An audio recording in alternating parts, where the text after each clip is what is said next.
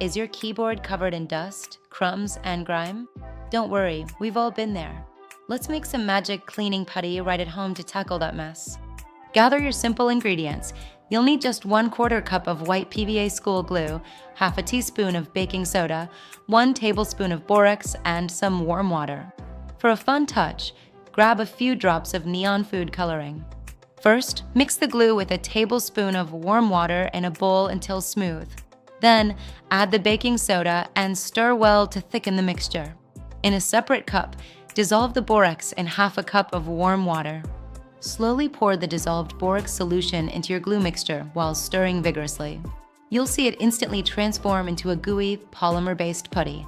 Add a drop or two of neon food coloring for a vibrant pop.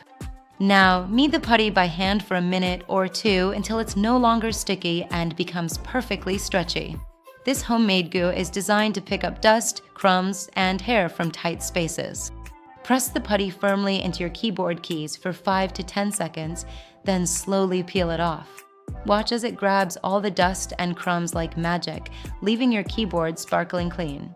For the full recipe, detailed instructions, and more cleaning tips, simply go to Google and search for DIY keyboard cleaning putty dishwashing picks.